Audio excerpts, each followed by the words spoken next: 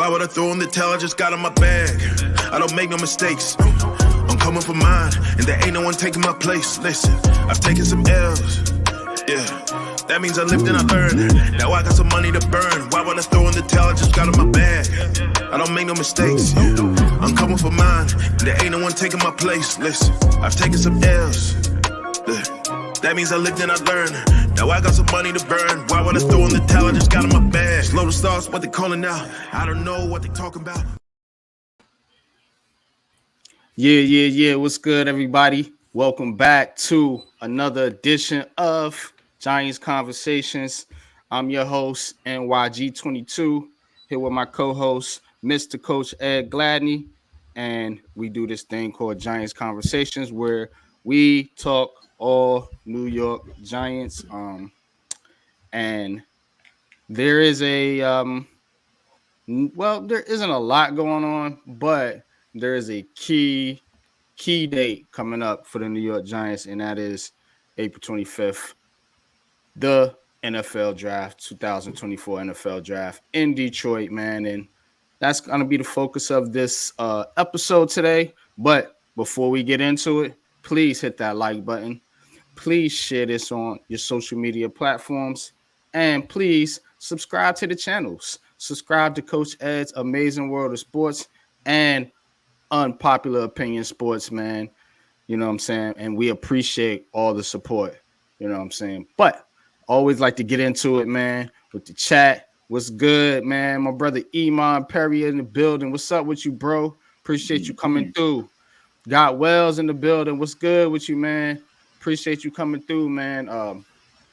Awesome stream last night. Go check out Leather to the Face. If you ain't, I don't know what you're doing with your life. So, but that being said, man, what's good with you, Coach, man? How's it going, man? How you feeling today, bro?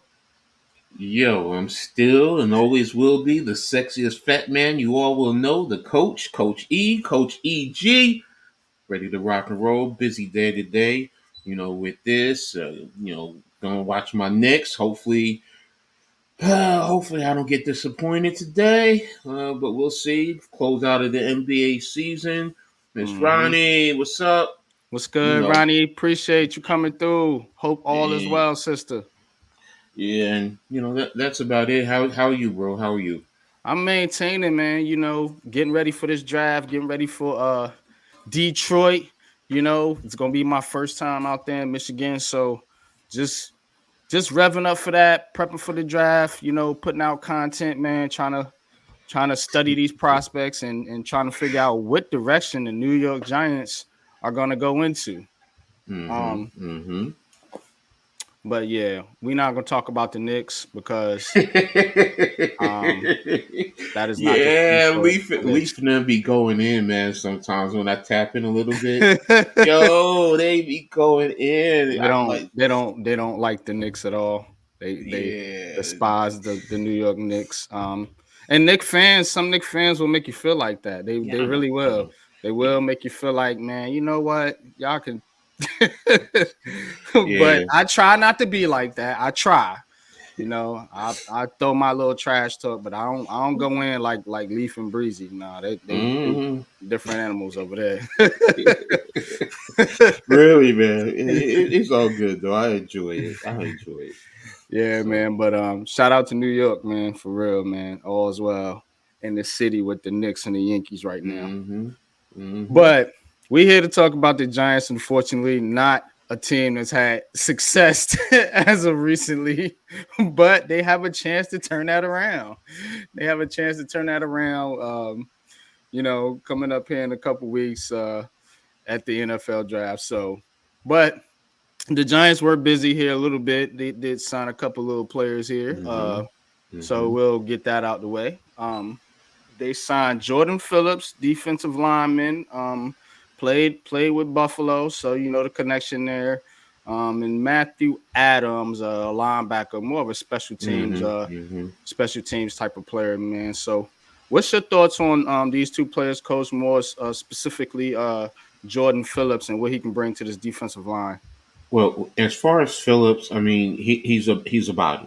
I mean, he's a big body. That's a big man. Mm-hmm. So I mean, he can definitely come in and he can help the younger guys learn how to play in the NFL, how to compete in the NFL, and get better as defensive linemen. So I definitely appreciate that because that was a concern. I mean, I'm not saying he's an elite player, no, but he's Mm-hmm. a professional and he's an experienced player. So that was my biggest concern because we have young talent. They just have to be developed, Yeah. and they have to continue to be developed. But there's some skill there. And this guy is one who can also do that along with Nacho. So it's kind of what we had last year with Ashawn and Mm-hmm. Nacho. So that veteran leadership, that's really the biggest thing that, I take away from this. And, being a big man, also being a big guy, I'm saying that he could slide inside because now you can get Dexter a blow, and Yeah. so that he can play the 0 or 1 tech, being around 240, 250.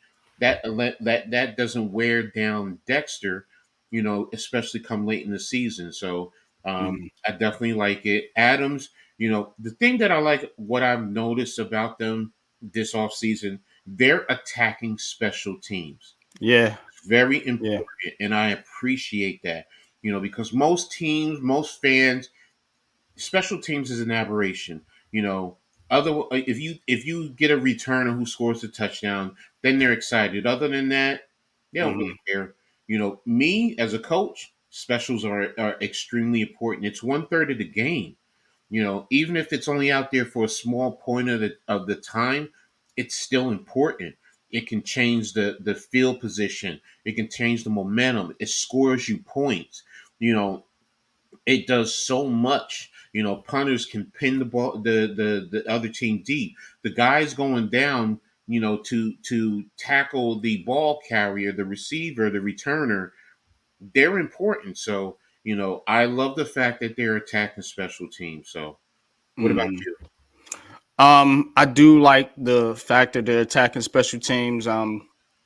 Specifically because of the new rule changes. This Hmm. is this is a big deal, y'all. With this rule change, I mean, the kickoffs is not going to be just your normal Hmm. kickoff returns no more. Hmm. This is a deal here, man. And so you're going to need players that can block and that are used to working that type of working on that side of the football. So I mean, yeah, this is a good thing that they're recognizing that, like, hey, we have a first of all, we have to upgrade our special teams Hmm. regardless, number Hmm. one. And then second of all, like I said, focusing on it because you're going into another this season with a totally different formation on kickoffs. Hmm. And you don't want to Hmm. get beat like that. You don't want to get caught slipping with your pants. You know what I'm saying? With your pants Hmm. down, so to speak. So I definitely think that this is a good thing here with the Giants attacking special teams, and they're not attacking special teams in the sense of just signing a bunch of players that can only contribute on special teams. I feel like some of these guys, if pressed into duty, can actually, perform on that side of the football. Now, not Hmm. specifically saying um this kid Adams, but Isaiah McKenzie can go out there and catch some passes if necessary, as a wide receiver. Some of the I think the corner that they bought in, so I'm just thinking about it from that aspect, coach, is Hmm. that Hmm. Hmm. not only are these guys going to be able to contribute on special teams, but in a pinch, as always happens with the Giants, you're going to have injuries, and you're at least signing guys that are competent and not going to go out there and make a fool of themselves. So Exactly. I like the Exactly. way they're approaching it today. Ronnie says we have a yeah, man. I'm excited with this new defensive coordinator. Ronnie Shane Bowen. Hmm. I think he's not a recognizable name, so to speak, but that's a good thing for the Giants. I think that's a good thing. I think he's got a chance to showcase his skills here in New York, on a big stage with this defense that has a ton of talent now, and they just keep adding to it, and I'm loving it. I'm loving it. Hmm. Tudo, what's good with you, man? Appreciate you coming through, bro. Massive salutes to NYG 22, Coach Ed and Brother Wells. Appreciate y'all. Butterfly, what's good with you, man? Appreciate you. Appreciate you coming through. Thank you. Most definitely, man. But Coach, Mm-hmm. so a lot is made with this Giants defensive line. Mm-hmm. I think though by them adding this veteran like presence here again on the defensive line, Mm-hmm. you think that necessarily takes them out of the running in the draft early for defensive linemen?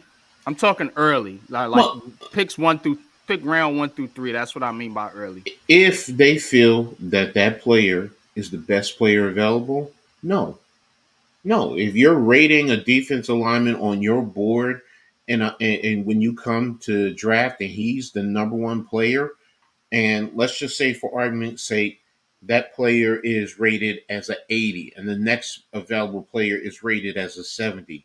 That's a Mm-hmm. 10-point grading scale. So you're going to take the best available player if that's what you want to do. So Mm-hmm. no, it doesn't remove them.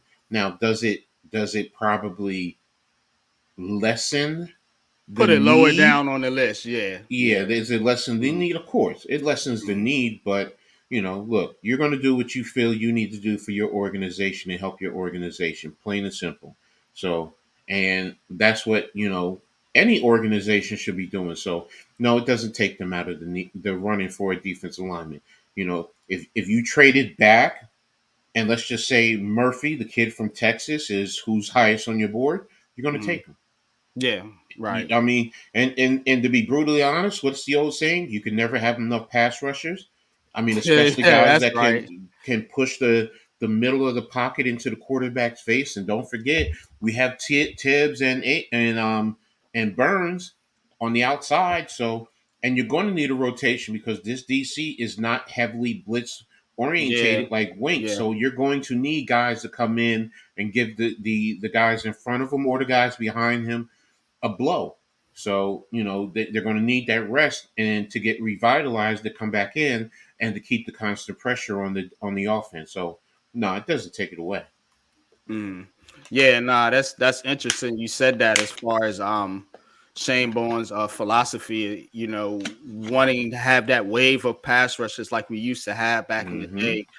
So of course, and this is why I think the Giants are going to attack the edge position too. Again in the draft, because they want that style of that old school Giants, and I think that's some of the conversations that's been having in the Giants organization is like, what type of team we want to be. We need to get back to an identity, and I think the best identity you can get back to, man, is the identity that won you championships in the past. Which is a vicious pass rush. You know what I'm saying? A good offensive line, a decent running game, and a competent quarterback that knows how to make clutch throws in clutch situations. That's what the Giants are gonna have to get back to.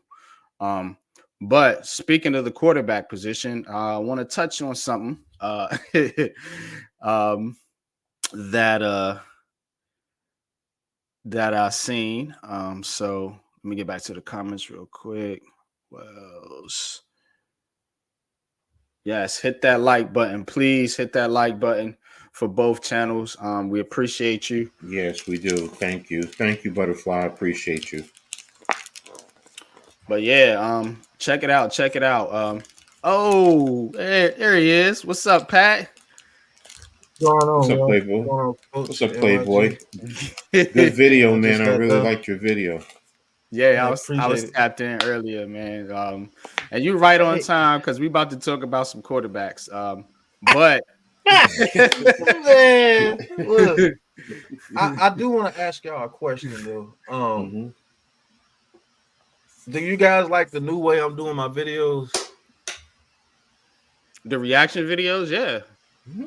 yeah, Okay. yeah. You do a phenomenal job, Pat. So I Mm-hmm. mean, just keep up the great work, man. I know we all as content creators, we're always looking for little tweaks to try and Mm-hmm. get better.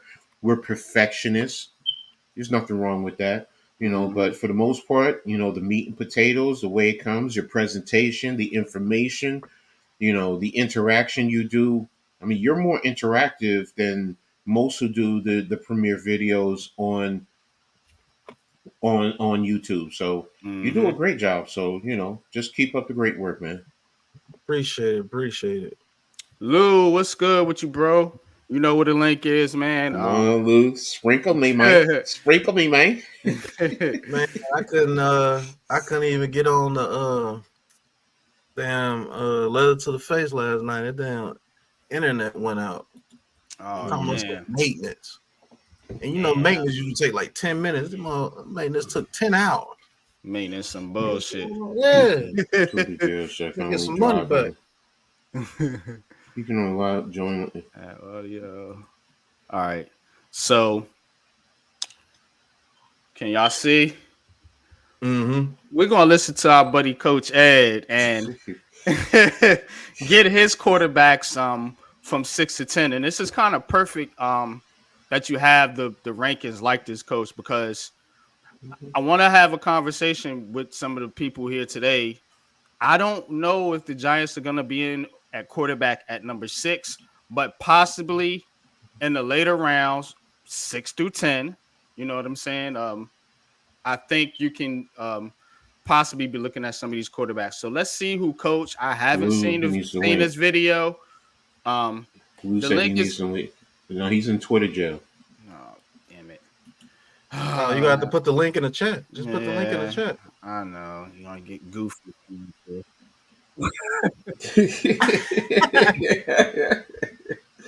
There you go, bro. I know how you feel, bro. I know how you feel. Yeah, weirdos trying to get on here sometimes. No, I got it. There you go. I just can't comment on Twitter. They put me in Twitter jail. This is bullshit. What's up? How you get in Twitter jail? That's what I said. I thought free speech on Twitter, but apparently not. Oh, you must have said something crazy. No, I didn't say nothing crazy. I got a warning on Twitter because I retweeted something that somebody posted, and they're talking about it was rape, and I was just like, what? And I went and looked back and looked. I was like, what the hell? They were commenting on something that happened, a court case or something. They're like, oh, this is rape. I was like, yeah. I literally commented on a video of a grown-up abusing a child on a school bus, like beating the shit out the kid on the school bus. And all I said was, what she did to that kid should happen to her every day for the rest of her sentence. And you're promoting violence. No, I'm promoting justice. Man, do you know how many things they put people be fighting and everything on? Come on, man. Yeah, it's just outrageous shit. They literally got. I ain't gonna say it. Well, they literally got corn on Twitter. Yeah. Like, come on, and not the good kind neither. Right. All right. Let's get into this video with Coach, man. Let's hear Coach's top 6 to 10 quarterbacks, man. All right. Oh, flat blessings, everyone. Man. It's me. It's the coach, Coach Ed Gladney, coming to you today with another video. Today, I'm going to be talking about my top 10 draftable quarterbacks for this year, 2024. Now, I'm going to go over 6 through 10 real quick. Nothing too long and drawn out. Just give you who I have listed 6 through 10. When I go through 5 through 1, I'll be a little bit more in terms of who I have and the reasonings why I have them where they are. Maybe even give you a clip or two, in reference to their ability. So, but that's what I'm going to jump into today. But before I do that, make sure you guys, everyone, like this episode. If you're new to the channel, subscribe and hit the notifications so you know when I post new content. And everyone, share on all your social media platforms. This way, my channel gets into the algorithm and it'll continue to grow. So, and I thank you all. To all my supporters, sponsor, everyone who believes in me, thank you for always being there with me every step of the way. So I really appreciate you guys. So wouldn't be here without you. So with that being said, let's go ahead and get into who is in the top 10. Coming in at number 10, quarterback from Florida State University, Mm-hmm. Jordan Travis. Coming in at number 9, Joe Milton. Coming in at number 8, Michael Pratt. Number 7, Spencer Rattler.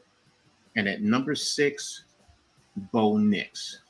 So those are my quarterbacks. Bo Nix from Oregon, Spencer Rattler from South Carolina, Michael Pratt from Tulane, Joe Milton from Tennessee, and Jordan Travis from Florida State University. So you guys tell me what you think. Think I'm way off base? Don't agree with me? That's perfectly fine. Let me know. Hit me up in the comment section or hit me up on Twitter.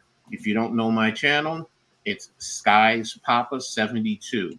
That's where I'm at. I'm sorry, I said Twitter. It's actually X. Don't find me, but I'm old school, so I'm still trying to get the hang of that. So, but again, let me know what you guys think. Tell me who you think is your list 6 through 10, just 6 through 10. All right. Also, be on the lookout for number 5. Going to come out, bring it out to you very shortly, so we can sit down and talk about it and debate. All right. So, thank everyone for tuning in. I really appreciate your time, and look forward to bringing you number 5. And make sure you guys turn it on and turn it up. Peace. All right. Okay. That was it. Real short, simple. Like I said, not y'all know me. I get long and drawn out sometimes. So Nah, that was good. That was dope. that was good. That was a good video right here, Coach. So I want to talk about some of the quarterbacks on your list, man. Shout out to the chat. I see you, Aaron. Peace, Ghost Dog. Peace, Bookends. What's good with you? RG77. What's good? What's up? What's good with y'all, man? Appreciate y'all coming in, joining in. East What's Coast up, Coach? Gridiron. What's up? What's good with you? Yeah, we were on. Pat Grant. What's good? Says he would take Knicks over JJ. Interesting. Okay. Now, what I want to talk about is the possibility of the Giants going with a later round quarterback, and those are the quarterbacks. You pretty much laid it out. Those are your options right there, folks. First, after the first round, I think that those are the quarterbacks that are going to be available. I don't think Bo Nix is going round 1, and of course we know about Rattler, Pratt, so on and so forth. Milton and Travis. Jordan Travis. In your opinion, which of those quarterbacks, and I'm gonna let everybody answer, is the best fit for the New York Giants? Out of which ones? I didn't hear the first part. You missed the video? I was washing my face. I just woke up in time to catch your video. Oh, okay. We just played the video while you was on stream, bro. You wasn't listening. My I put my phone down and went to brush my teeth and wash my face. I literally woke up. I got him. All right. Go ahead. I'll catch you from the answers. No, my quarterback 6 through 10. That's what I posted. 6. I had 6. I had Bo Nix. 7. I had Spencer Rattler. 8. I had what's his name from Tulane? Damn, I forget his name already. Michael Pratt. Michael Pratt. Joe Milton from Tennessee, and Jordan Travis from Florida State is number 10. So those are my 6 through 10. So, and that's what he's asking: who out of that group is the best fit for the Giants? I'll be honest with you. I got to study more on Michael Pratt and his arm, because if he has NFL arm talent, I think it's Michael Pratt. I'll be honest with you. Michael Pratt has. You have to watch film on him, man, because a lot of people ain't talking about him, and a lot of people ain't gonna know about him because he's not beloved in the media. But Michael Pratt has skills, man. I like Spencer Rattler too, but Michael Pratt gives you the height, and I gotta check on that arm strength, because if he has, let's just say he has an arm like Daniel Jones. I'm taking Michael Pratt over any of those guys. Jordan Travis, if you run a certain system with Jordan Travis, he could be very effective, just like Jaden Daniels.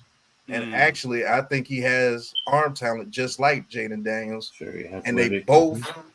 both have to be worked with, those deep comeback routes or throwing to the outside, as far as outside the hashes. Now, the deep ball, they can do that all day. But throwing into those windows and things is going to take them a little time to learn that. But I like Michael Pratt the best out of that group, and then it's Spencer Rattler. Well, now see, here's the thing: we say fit, best fit, and I'm going to look at Dable, and now this guy needs an extreme amount of development. He's very inaccurate, but it's actually Joe Milton. All right, and I Yeah. say this because number one, think about Buffalo. They have a big size quarterback, athletic quarterback over there, rocket cannon for an arm. That's Milton coming out of college. Josh Allen was very inaccurate, and they questioned a lot of his abilities. Now he was projected as a first rounder. Milton, I think, is definitely a day 3 draftable quarterback. Probably 5 through 7. I'm sorry, 6 through 7, somewhere in that round. That's what I'm thinking. But if you can harness that, and if he can harness that, that's going to, and what is everyone has talked about, that Dable is looking for that quarterback that can almost be like Josh Allen. Well, that's your quarterback. Now the other side is Joe Milton. Number one, has been in college 6 years, which most people don't know. 3 years at Michigan, 3 years at Tennessee. Now the kid is smart, 2 degrees, all that stuff. So I think he can grasp the concepts, but I have a lot of issues with his inaccuracies because there's times where he'll put the ball in the football right in the ground and you have a wide receiver wide open. But he has a cannon of an arm. He could flick it just real easy with his wrist. He does need to work on his footwork, stepping into his passes. But the Tennessee offense, I think, is what kind of hurt him. If he had stayed in the system with Michigan, I think he would have developed a little bit better and probably moved up the draft boards. But that Tennessee offense for quarterbacks, I always have a little concern because it's not an NFL conducive. It's not an offense that's conducive for the NFL. So if I'm saying fit, I'm looking at Joe Milton. And then it's probably Spencer Rattler and then Bo Nix. Those are the 3 that I would think that they would look at. That's interesting. I've been hearing a lot of people mention Milton's name. But of course the inaccurate passes is what's got him, going in the later rounds. But can't deny that kid's got some arm strength, bro. Like, he has hella arm talent. Yeah. I'll be honest with you, Coach. Oh man, if we did get Milton, he would have to sit at least a year or 2. Yeah, no, I agree with that. And he's like 24 already. He's 24, and I think that's another concern because he needs development, and he would need a year minimum, 2 years tops. So by that time, you're saying he's going to be 26 once he gets into the offense. Now, quarterbacks and the rules, they allow them to play longer. So but teams want to try and grab as much as you can, and don't forget, being a late round draft pick, if you got to sit him 2 years on his rookie contract, you're only basically going to get 2 years of his rookie contract. So those are the factors, but in terms of talent and in terms of fit into Dable's system, I think he will probably be the quarterback number 1. Bless you, in my opinion. Yeah, and I think if you rush him, you'll ruin him. Absolutely. Let me let Lou get in here. Lou, what's your thoughts on a later round QB? Which one would you pick as the best fit for the New York Giants? You said a later round, not at 6? Yeah. Yeah, the ones that no. out of the quarterbacks that coach named, Pratt, No. Rattler. Out of the Yeah, quarterbacks okay. that he named, I got. But I thought that the question was from 6 through 10. If we were picking the quarterback, which one of those guys? And I was gonna be like, I love you guys, and I respect all your opinions, but I just don't think we get the quarterback at 6. But no, if we had to pick out of those guys, out of Pratt, Milton, Bo Nix, Rattler and Jordan Travis. Now, I'm gonna be honest, I don't like none of them dudes. But if I had to pick one of them, I would take Bo Nix. Okay.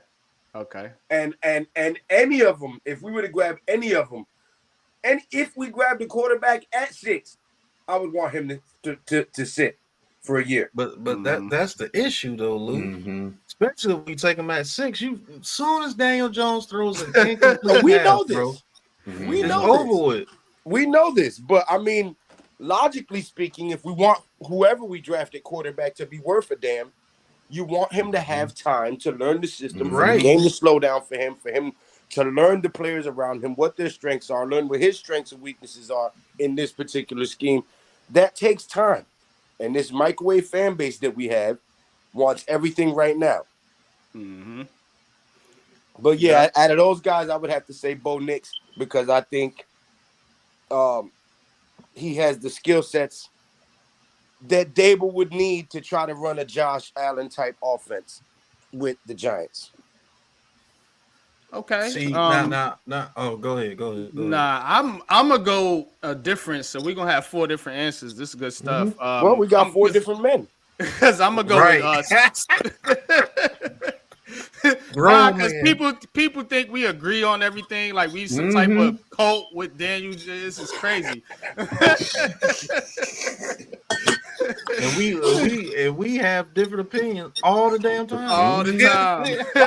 We argue more often than not. Right. Don't see it. Right.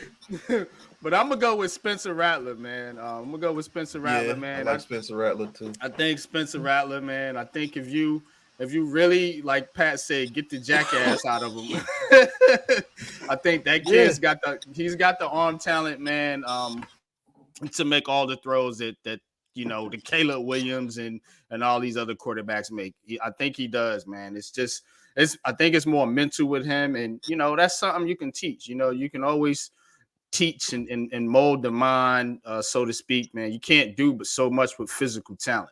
You know what I'm saying? Either you got it or you don't. But I think Spencer Rattler has it, and if you can get his mind right, I think he'll be a good fit for the Giants out there, man. Especially if you get him Xavier Legette. Oh my God. Yeah, right.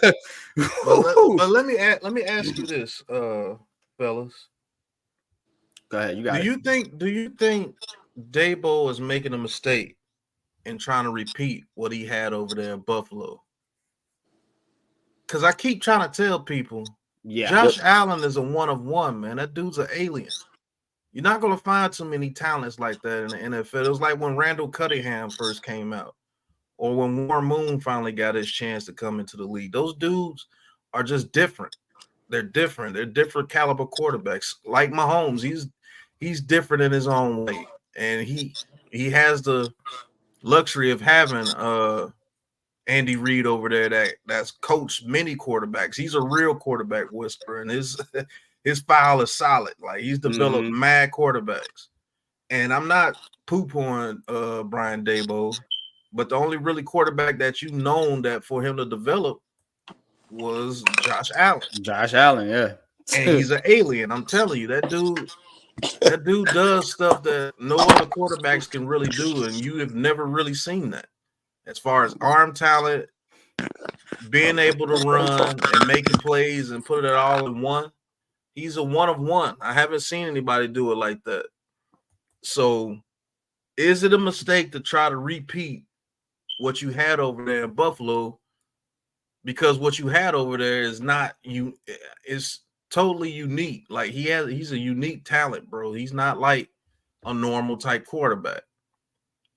So I want to look at this season, just to be honest with you, NYG. I want to look at this season and really know what the game plan is. Really know what the Yeah. game plan is, because the way that we run our offense is like you want the quarterback to be this street ball, NFL street type quarterback that can go and jump out of bounds and throw it back in and throw it to a receiver.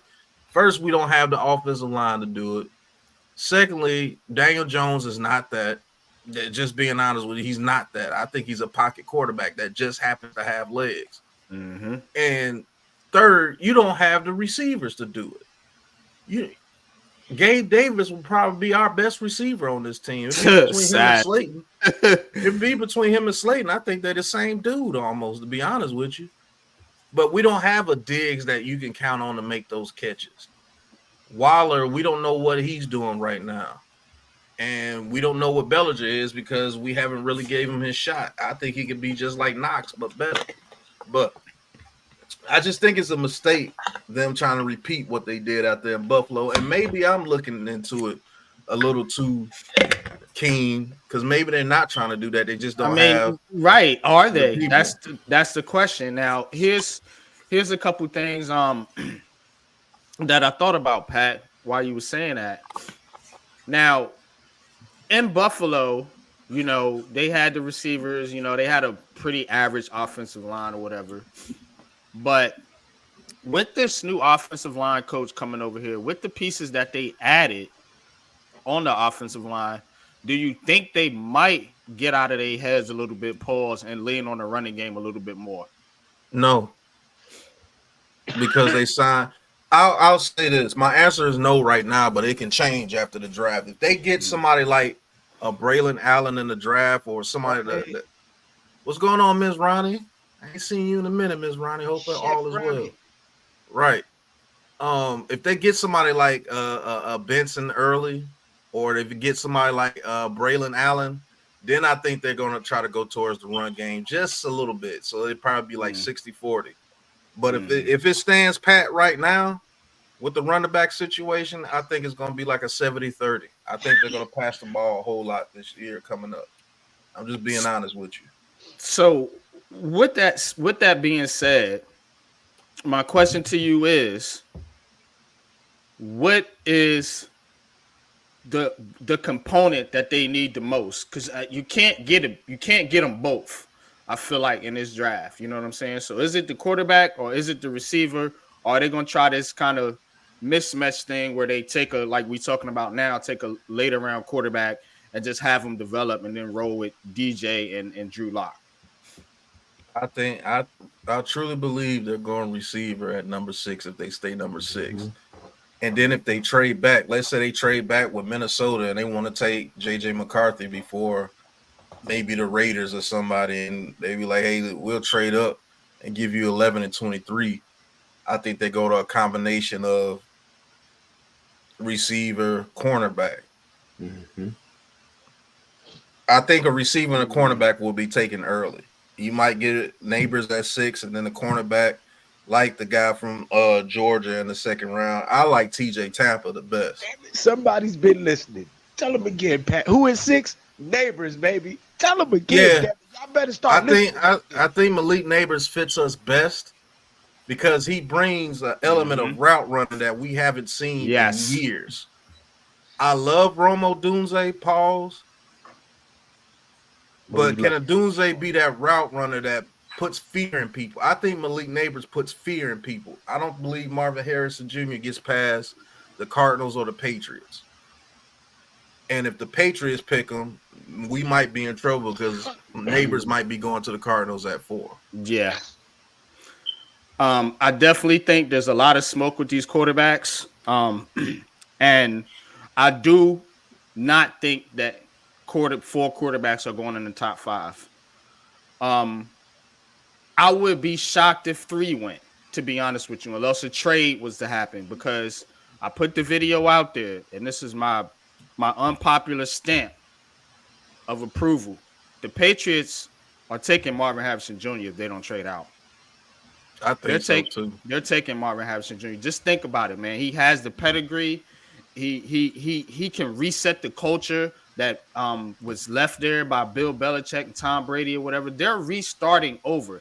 You can't restart over because there's no Tom Brady, there's no Peyton Manning, nobody like that in this draft that they're going to be able to get. You take the best player that's there to reset the foundation of your franchise, and to be the son of an NFL player, he gonna come in and do the right thing and say the right things in the media and all that stuff like that. Man, the Patriots be crazy as hell if they passed on Marvin Harrison Jr. and took Drake May. Well, I I don't will think say this: that as they far that as type of the organization.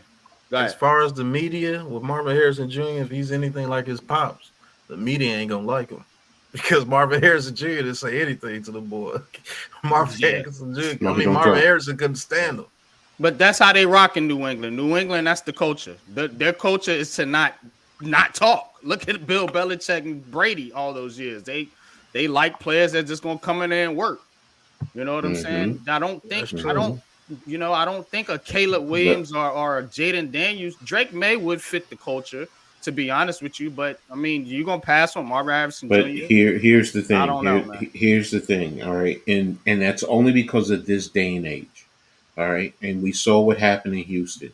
You have a young quarterback, a defensive minded quarterback. The one thing that you usually try to align up with the two is the coach and the quarterback. And that's usually what they do. And that's why I'm of the mindset, if anything, yeah, I think New England is trading. I think Mhm. they're trading, and if they have to draft, yeah, I agree with you. And Marvin Harrison is the best player, but you have a new head coach. Mhm. He's probably going to want a quarterback. So I'm probably a lot more apt to Does he want a believe quarterback? he's going to. They look, Yes, look, look. I think he does. I just did the video on New England. And when I Mm-hmm. do my videos, I actually go into the team. I'm not just spitballing off what the media says. Mm-hmm. They Mm-hmm. came out there and said they wanted to weaponize their offense. They said that. They said that Elliot Wolf said that we want to weaponize our offense. And then Mayo was like, well, what does that mean? Or what do you mean by that? And he's like, somebody that defenses have to account for, basically. You know what I'm saying?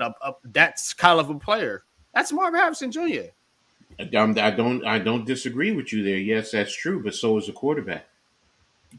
And I'm not saying these quarterbacks are Pat Mahomes, Mhm. but the same thing you're talking about in terms of Marvin Harrison Jr. is the same thing with quarterback, and a quarterback that is also mobile and also can pass. And if you believe you can develop or build your system around him, yeah, that makes it harder for a defense because it stresses the defense because you don't know, especially if they break the pocket, if they're going to run or if they're going to pass.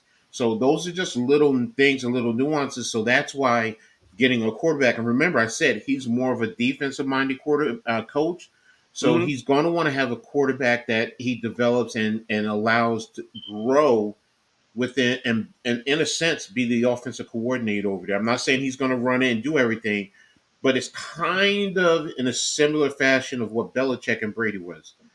Belichick at times could just let Brady run and go focus on the defense, and that's what I'm saying with Mayo. He's a young coach, so this is his first head coaching job. So, and you're going to want to, at least for him, get that defense down pat because that's his bread and butter, and that's what he's known for. The Patriots defense ain't the problem though, bro. Their offense That's was abominable But last what I'm year. Yeah, saying that is offense that was worse than ours. yes, Crazy. I agree. But what I'm saying is you always align or try to align in this day and age the coach and the quarterback. And at Mhm. minimum, a defensive minded coach, if you have the quarterback that you can at least sometimes focus on the defense situationally. And that's what I'm referring to. I'm not talking about he needs to fix things. I'm talking about during the course of the game, situational. He can go over, he can talk to the defense.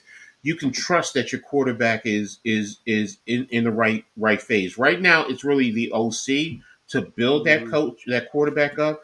But remember, they're a new quarterback and a new head coach are going to grow together, and that's what I'm alluding to. So yes, I get where you're going in terms of Marvin Harrison Jr. If And he yes, take Drake May, he growing to the unemployment line, coach.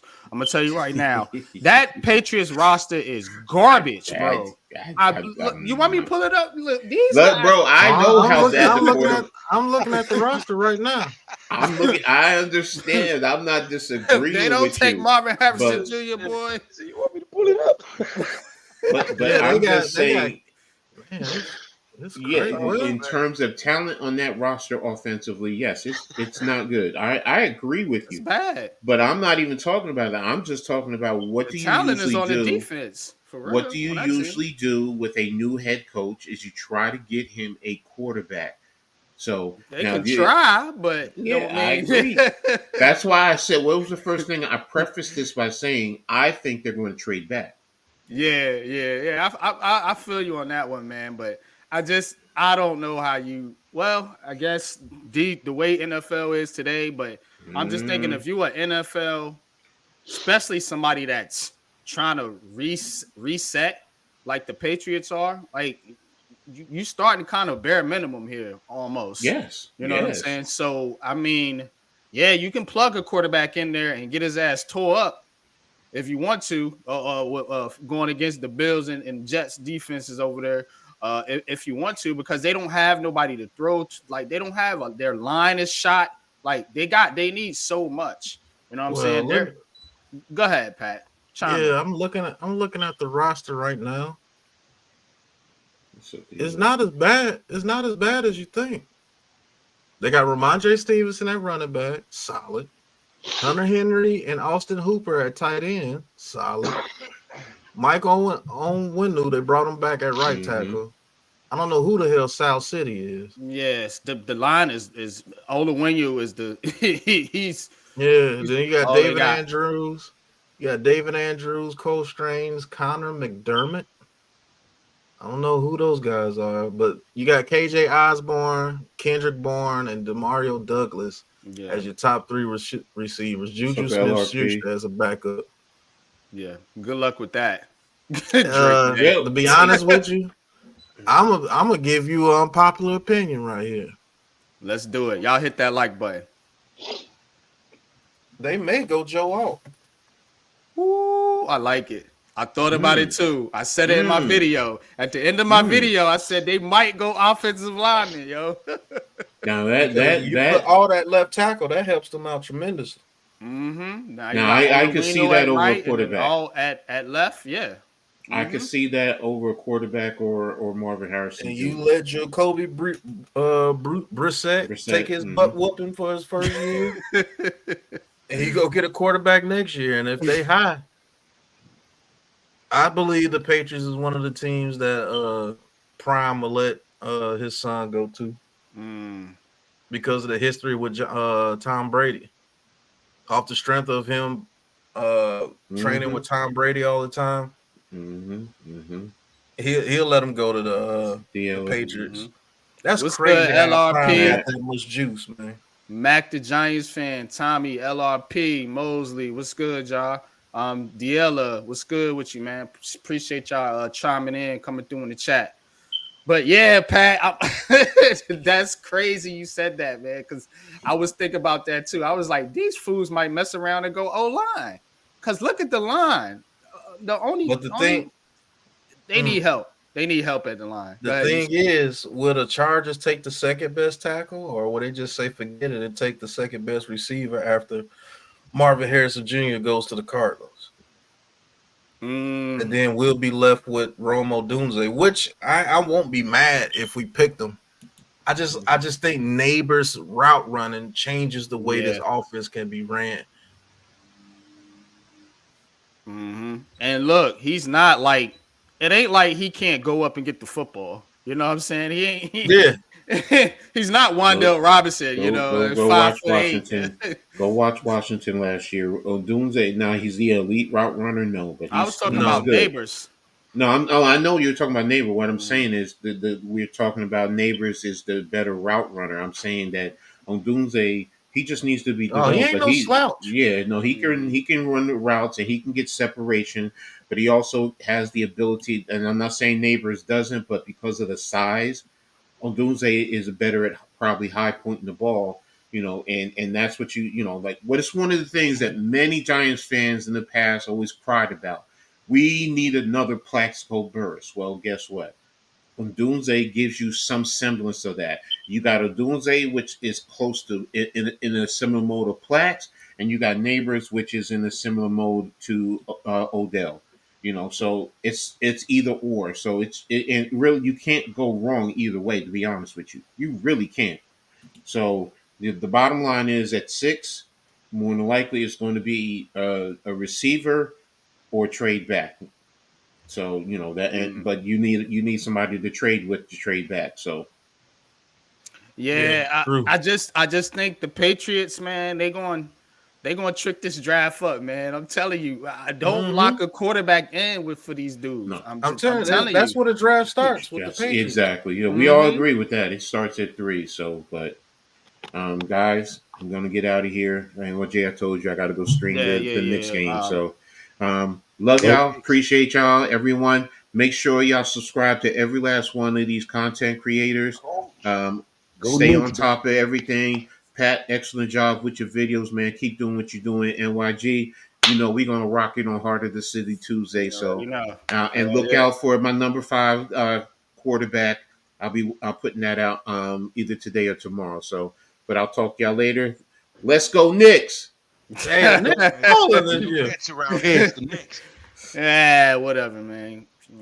Oh yeah, I forgot you a sorry ass Nets fan. Lord, whatever. Mercy. Let's keep the conversation moving. fan, sir, you can't. Hey, I'm a Mavericks fan too. We in Shreveport Mavericks, that is. Shreveport. Oh, okay. Let's go Shreveport Mavericks. Give Pat the job back. He was great at it. Y'all ain't had enough views since he stopped doing it. But no, they ain't getting no publicity or nothing now. This is an interesting joint. East Coast say he said Joe Alt is suspect. I have no idea why people are so high on him. I think Talise Fuaga, JC Latham, and Graham Barton are going before Alt. That's Fuaga's a beast. Yeah, Fuaga is he nice. He nice. I know Pat, you don't like JC Latham too much. Hell no. But what's your away from him? Last name Latham. Haven't been productive in the NFL that much with that name. Right. What's your thoughts on Graham Barton? I don't think I heard you talk too much about him. Graham Barton is a very good tackle as well. He can play both tackle positions. I just don't see how they go before Joe Alt, man. And I do agree with him in some aspect of it. I would take Fuaga before Joe Alt. But the hype behind Joe Alt is so huge, Paul. Yeah. Went to Notre Dame and all that. And I'll be honest with you, he's gonna be solid. He's not gonna be bad. He's gonna be a solid tackle from the beginning. I believe his ceiling, I hate talking like that, but his ceiling it could be like a Lane Johnson. I believe he'll be better at right tackle than left. Who, Alt? Mm-hmm. Interesting. Yep. Some say we have a needed right tackle, but yeah, Tommy going hard in the chat. Paul, you like take the tackle. Do you know what would happen if we took a tackle at 6 right now, sir? You know what will happen. That means that we're getting rid of Evan Neal. That's the only thing I can see. If we take a tackle at 6, we're getting rid of Evan Neal. Point blank, period. And I would trade him to the Patriots. And let him go play left tackle over there. Give me a 3rd or 4th round pick for him. Says Giants have been solid drafting the pew. Yeah, I've liked the Giants draft strategy, and I like the fact that they're not giving away their pick. Like we knew the picks when Gettleman was making them. You know what I'm saying? Like you could kind of telegraph some of these picks, man. Especially in NFL circles. That's why they was getting jumped over, by teams in the draft certain years. But I like the strategy that Joe Shane and them are putting out here. Now let's talk about some of these top 30 visits here. And shout out to Vinny G. I ain't seen Vinny G in a minute. Shout out to Brian Howard too and Diela. Good to see you, brothers, man. Hope all is well. Yeah, man. Appreciate all y'all for joining in today. Man, Vinny G, how you doing, brother? Last time we spoke, you was going through an illness. Mm-hmm. All right, so here I got this is from CBS reporting on the top 30 visits for the New York Giants here. As you can see, Jaden Daniels. We know we got some of these, and the reason why I don't know why they put Jaden Daniels up there twice, but the reason the reason why this is kind of important, like I was saying, is because the Giants have drafted players from this list every single year. Every single year, a player that they've drafted comes from the top 30 visit list. Now, is it going to be the whole draft? No, it's not what I'm saying. I'm saying that one of these players is going to be a Giant. It's a good chance. So we There's a can hell go. of a chance. What I would One like of to them say, Well, probably more than one. I would say at least 2 to 3. Go ahead, Lou. You was about to say something? yeah, I would like Darren Waller to stop bullshitting and come out and make his decision. Because all this waiting to the last minute, if he's gonna retire, that leaves us with very little time to try to replace him. He's being very selfish and very inconsiderate of the organization that signs his check. Yeah, real. I don't know what's going on with him. I've been trying to study up on him and see exactly what's going wrong with him. I just don't know what's going wrong with him, bro. I just think He's using I again. not want to. What's good, Kev? I don't even know if he's Go that using shit. again. I don't know if he's using again. I just think he's having a hard time. What's going? Yeah, he's having a hard time. Getting ready to play football. You know, you got to be in a certain type mindset to start playing football again. And maybe that's left him, bro, because you can see it last year. He wasn't the same Darren Waller. He wasn't running routes the same. He wasn't as dominant. It was like he wasn't a mismatch no more. Getting high. Maybe he need to get high again and be good. Come on, man. Some rocks. No, let me stop. I ain't gonna lie. LT was high. I don't know what. He was killing. What's good, man? Peace, man. What's good, Black Freezy? Peace, bro. I wish that man the best, nothing but health and blessings. Not don't wish that on anybody. That was just a joke. In poor taste was a joke. But he needs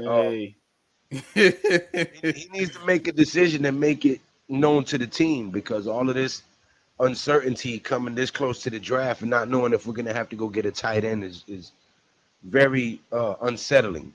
You know what I'm saying? Yeah, Ronnie said she did hear that he had a slip up, so maybe he did use. I hope he didn't, man, because he had a great story, bro. He overcame a lot, bro. Like the drug habit, man, that's terrible, bro. The drugs that he was doing. Have you high?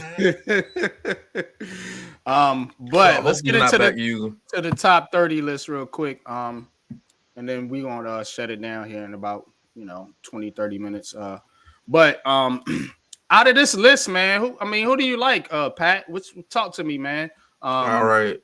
Brian Howard says he likes Trice. Freezy said he likes Chahu Smith. But go ahead, Pat. All right. Obviously, Marvin Harrison Jr. and Neighbors. I'll cross Marvin Harrison Jr. out because I don't believe there's no way he makes it to 6. Malik Neighbors out. That's my favorite pick. Me too. I like Trice. I like Adisa Isaac. Andrew Phillips is way better than you think. Go up some. Theo Johnson. I like Theo Johnson. Theo Johnson, he could be the receiving tight end that we've been missing. Romo Dunze, obviously, but my favorites are Malik Neighbors, Isaac, Trice Knight, and Andrew Phillips. I'm gonna be honest with you, Pat. I think Bellinger has been with us enough and knows the system enough where he can have a breakout year as a receiving tight end this year. Yeah, you got to give him a chance, just like with Smith. when Jones first got here, they took Smith away from him. Him and Smith had great chemistry. Pause. Yeah. But Mhm. I do believe Belichick can turn out to be pretty doggone good. Like, a well-rounded tight end. Will he be like a Hockenson or somebody? No. But he can every time we get that dude the ball, something good happens. I'm just gonna be honest with you. Every time we got on the ball, it was like a first down or something. So I don't know. Maybe we do have our tight end. They also added, forgot to tell you, they also added, I believe it was Cooper Beebe, I like him too. Malachi Corley, and then Matt Gon Calves or some. I don't know how you pronounce his name. So we have like 4 or 5 tight ends right now. Gon Calves, yeah. No, those are players they added for the top 30 visits. I meant to put that on there. No, I'm saying, but we also have like four tight ends right now because we did. They added some blocking tight ends. Yeah, and one of those blocking tight ends blocks like a tackle. The dude, that dude, man hurts, yo. Yeah, he blocks like a tackle, bro. That dude's a monster. He went to those camps. Those camps that I was talking to y'all about, those lineman camps. He went to those camps and learned how to block like that. Yeah, what's good, Koof, man? Yeah, man hurts ain't no joke, bro. Like, he will block the absolute shit out of you. But yeah, this is the list, and like I said, they added Cooper Beebe from Kansas State, a really good guard. That could possibly slide in at right guard if Neil can't cut it at tackle. You throw a Luminor out there at right tackle and put this kid in at right guard, man. I think we gotta keep adding linemen. That's the only way we're gonna really get this line fixed.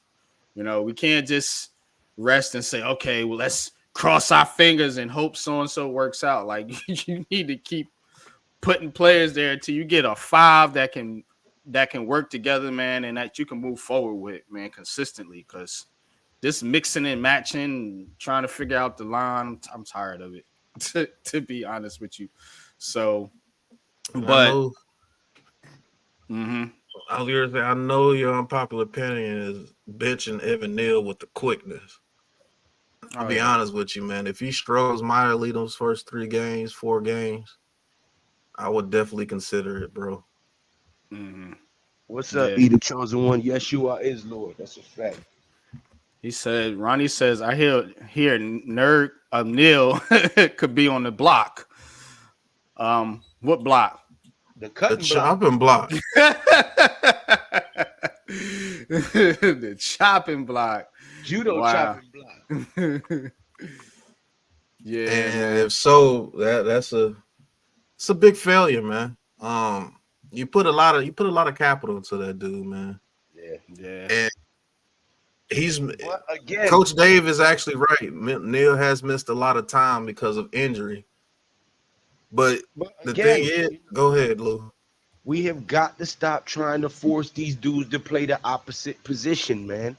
We have a very bad habit of doing that shit. Stop drafting a left tackle and forcing him to play right tackle. Stop drafting a right tackle and forcing him to play left tackle. That shit is uncomfortable and it's unproductive for the team. That's like what they try to do with Lamar Jackson. No, we're going to make you a wide receiver. No, I'm a quarterback. Like, stop doing that shit. Yeah, I'm hearing they want Joe Milton to play tight end. No, you get him killed. He's not built for that. Shit is crazy, bro. Like, you let him go too long at playing quarterback, and he ain't got a tight end body to be taking those hits like that. That's like Cordell Stewart. That man should have been a halfback. He should have never been a quarterback. Slash. That dude used to piss people off so bad. But Ronnie go hard. He said chopping block. He said Neal is too top heavy and too many injuries. Can't seem to get his head right. We will see how he makes it out at guard, or he can be gone. right, Lou. Mm-hmm. So that's Miss Ronnie. kind of interesting though that you kind of putting it like this, because is it a small chance they go tackle? I mean, if they go tackle, if they feel Evan like that Neal is about gone. Neal, right? If they feel like that about Evan Neal, which they've said all the right things, and look, man, We got Luthor.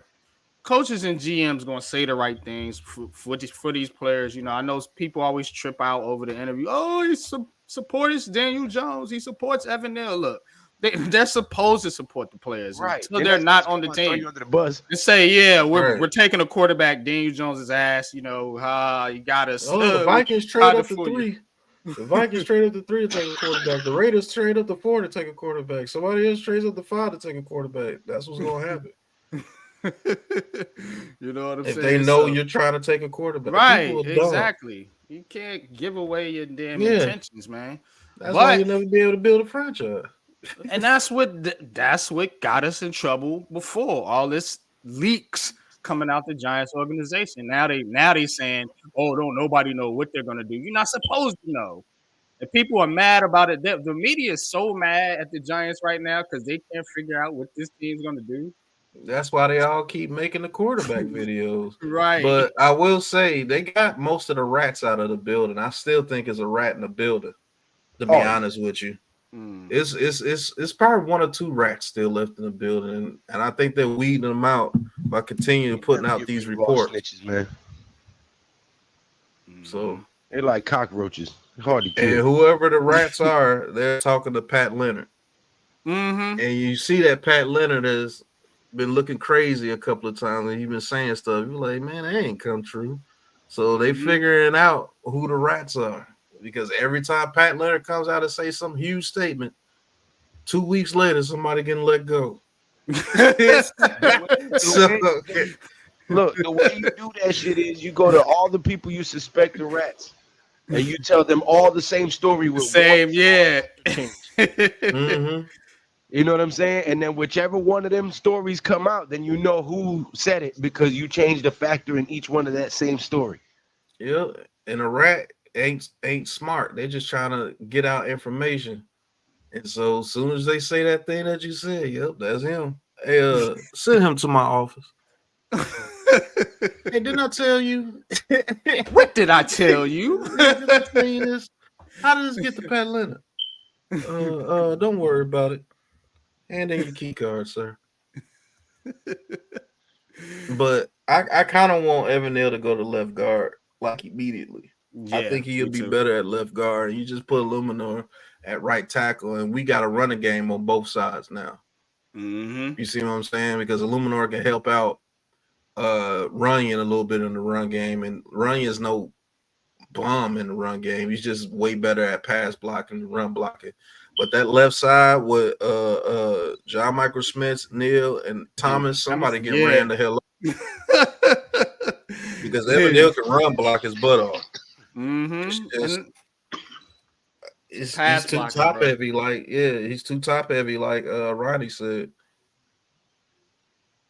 Yeah. But maybe if you get him to that left side where he's more comfortable, I know he's more comfortable on the left side, and you put him between 2 behemoths. Let's run the ball, man. Let's get Braylon Allen and run the ball up. Left guard? Is that what you're saying? Put him at left guard? Yeah. I've been saying the same thing. Yeah. You got a problem. Mm-hmm. Now you got Andrew Thomas, Evan Neal at guard, and JMS. Yeah. And Runyon at right guard and Luminor at right tackle. We got strength across the whole line. Oh my God. Mm-hmm. And then Thomas can help Neal, with his pass sets. So yeah, you know what I'm saying? It's kind of hard to fuck up a stunt over there with Andrew Thomas when he's telling you from the get-go, stunt, fool. Stunt. Stunt, fool. Stunt. And if Evan Neal gets his hands on you, he ain't going nowhere. I promise you that. I'll teach you how to stunt. Right.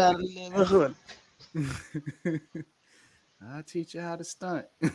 Too bad we ain't got a damn Barkley no more. Actually got a line now, and then the motherfucker jump ship. Oh, bitch, That's all right. Man, Singletary can he I can don't get through care them. one bit. You're them right. I don't holes. care one bit about that dude, man. That dude wanted to be No, an that's Eagle not what from I the said. jump. I said, too bad we finally fixed the line, and now we don't got Barkley. He'll bitch that nigga jump ship. But that's And all right, who because week knows? 3, he gonna be the new Riggs for the Philadelphia Eagles. He's gonna be Riggs Part 2, the sequel. Riggs! I'm telling you. And to be honest with you, man, maybe he's just one of those type running backs that's just flash in the pan or nothing. You see what I'm saying? Like he's one of those guys.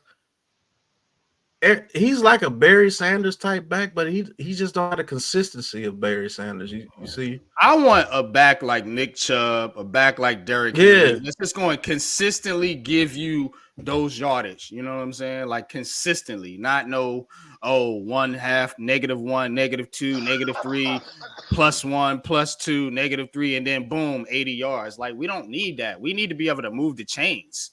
You know what I'm saying? We need consistency from the running back position. Saquon was inconsistent, even with his pass catching ability, as I pointed out, unpopular opinion. You know what I'm saying? Pointed out his drops and all that. Like he wasn't all that in the pass game. He wasn't no dynamic back like people trying to make it out to be. Yeah, was he really, really good? Yeah, but there was running backs that's better than him. You know what I'm saying? And more And consistent. it's a list of them. Right. Of them. Alvin Kamara when he wasn't beating up people. Mm-hmm. CMC, Henry, Chubb, Josh Jacobs outran him. Who just got arrested? Rashee Rice. Oh yeah, dumb. Oh yeah. The video of them dudes though, it just shows how people think automatically, man. They walked away from the car wreck, and the guy recording it was like, they just walked away from that car. They probably stole it. No, they didn't steal the car, asshole. They could afford that car. Too bad you couldn't. No, it ain't over for Rice. He'll get a slap on the wrist. Nobody died or anything, so he'll be all right. Just a car crash, yeah. Dealer says, but according to online Big Blue, Runyon can't run block downfield because he trips over his own feet. According to one of his reliable sources. Listen, according to our own eyes, Evan Neal can't block because he steps too far back. Man, according to that dude, he's an ass. Dude ran from me when he went ahead of the debate. The only one tripping on their own 2 feet is him running away from me. So he says Sanders and Tomlinson equal Barkley. Hell no, he chose one. If he's Sanders and Tomlinson combined, that dude will have over 10,000 yards right now. Because it's his running style, bro. I don't think, especially if he gets over there to the Eagles and he tries to do that flash stuff, it's gonna hurt him, bro. Mm-hmm. Yeah, because I'm telling you, they're gonna need. Man, listen, his run style is kind of weird, bro. It's kind of weird. It's all or nothing. That's what it is. Yeah, it's all or nothing. You know what I mean? And he's big enough to be.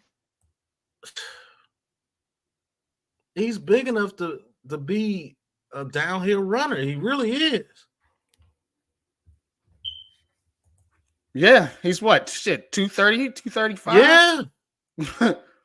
And you would think that he'd be able to just bull through some people, but it's just not that simple, I guess.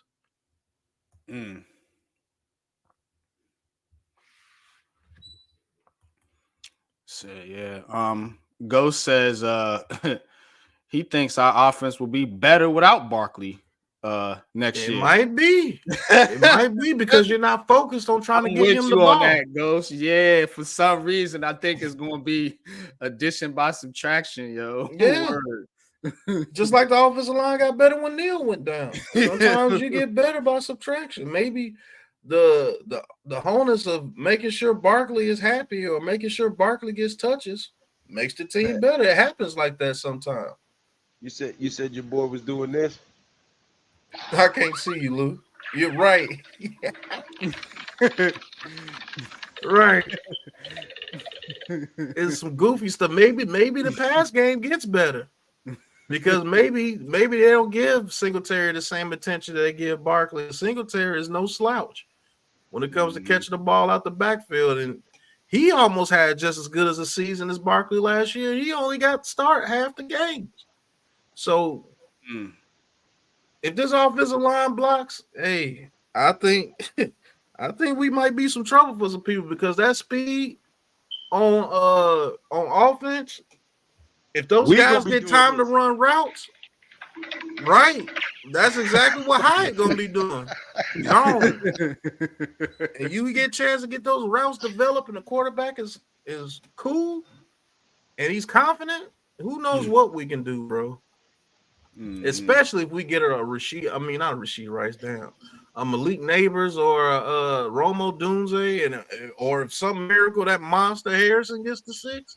Man. No. If we get Marvin Harrison at 6, I'm leaving. I'm hopping on the plane right after that. Somebody rigged the draft. Somebody rigged the draft. There's no way Marvin Harrison should be here at 6. Right. I'm like, man, I don't know what y'all was doing, but thank you. Thank you. Yeah, man. But yo, that's at 6, man. What about at 47, man? Let's talk about this next pick, man. Regardless of what we going, I know Pat, you said corner. There's a couple corners up on the list there, man. But what about taking another DE, man? What about taking another defensive end, edge rusher, man? I like Adiza Isaac out of Penn State. Yo, I love Adiza Isaac. One's of my, Pat, Brooklyn, bro. Yep. But talk to me about some of these other prospects, man, that could possibly be had in the second round. Hey, listen. If we get Adiza Isaac in the second round, I'm gonna tell everybody that's crying, shut the hell up. Because one thing for certain, we'll have 4 edge rushers on this team that we could put in at any time. We could rotate. Yep. Mm-hmm. And that's when we won Super Bowls. I don't understand what people don't understand about that. When we had Strahan, Tolston, OC, Kiwanuka, we had another edge rusher on that team too. He barely got to play because he had so many people in front of him. But then we had Jay Alford, Robbins, what's 97? Big guy that went to Barry Minnesota. Cofield, and then we had somebody else, number 97. That went to the Vikings. Hankins, Joseph. We had Linville Joseph. So many. Damn. Right. Yeah, Linville Joseph, Cullen Hankins, Kiwanuka, O.C. Umenyiora, Justin Tuck. Then we ended up getting Jay Alford, Chris Canty. Yeah. Remember Chris Canty? Chris Canty was a monster. Cowboys. Mm-hmm. Okay. You know what I'm saying? So it's like we had a rotation of a defensive line of like 10. Mm-hmm. Everybody was always ready to go because we had such a good rotation that when somebody got tired, okay, here comes another monster. Damn. Oh, he's tired now. Now there's another monster. Like, these dudes don't get tired. And we had with our earlier Super Bowls, you had Lawrence Taylor, Carl Banks, Rob Van Pelt. You had Leonard Marshall. Yeah. I mean, you had a plethora of guys that you can interchange out to give the other one a breather, and the guy coming in was just as effective. Right. It was crazy the way when you look at the rotation that we had during those Super Bowl years, even back in the 80s. We had a rotation that was crazy. So if we get Adiza Isaac, or let's say some miracle, Chop Robinson or something, man, if we get a Chop Robinson, good Lord. And to be honest with you, I wish Isaiah Simmons could put on some weight and they let him go full-time edge rusher. Yeah. I wish he would make that decision for himself because I think he will make himself some money. Because this role of him being this amoeba type dude, either switch to safety permanently or switch to edge rusher permanently and put on like 15 pounds. Mm-hmm. And with his speed coming off that edge, it's not too many people that's going to be able to block him like that. Nah. And if we can have a rotation of Simmons, Adisa Isaac, Thibodeau, Burns, Ojolari, like we coming at you God damn. all day long, nigga. Like all day long. Damn. And I'm trying to make it where Ojolari don't even have to touch the field hardly, because every time he touches the field multiple downs, his calf pops out. Or something stupid happens. Like, people don't understand, man. If Brian Burns turns out to be as advertised and Thibodeau continues to learn, if we got two dudes getting more than 10 sacks, and then we got another dude coming in getting 7 sacks and another dude coming in getting 6 sacks, then you got Dexter Lawrence, he might get 4 to 5 sacks. Because, man, with Dexter Lawrence pushing that pocket like that, one of them dudes should be in there. Pause. But one of them dudes should be able to get to the quarterback, because if Dexter Lawrence is taking on 2 people, somebody's going to be one-on-one every time we rush the ball. And I see exactly what this defensive coordinator wants to do. He wants to get pressure with that front 4 consistently so we can have 7 in cover. So with you dinking and dunking and we stopping you, and we get you to a 3rd and 8, 3rd and 10 situation, and we're getting pressure with 4, we got 7 in coverage, we're going to be doing to what people were doing to us. Facts. And if they can get there and play in the backfield the way that he wants his defensive line to play in the backfield, and we stop that run, man, it's going to be a problem, bro. Because Burns or somebody going to get in there. I'm telling you, somebody going to get in there. The most we should have to send is 5. Or we just want to kick your ass that day and send a cover 0 on you and see exactly what you about. So, man, get Adisa Isaac in the 2nd round all day long, bro. What up, man? All day long. Miz. What you think about Byron Murphy from Texas, Pat? Be a damn good compliment to Dexter Lawrence. I believe he has that pass people rush. Saying somebody said if something happens to Dexter, it's a wrap for us.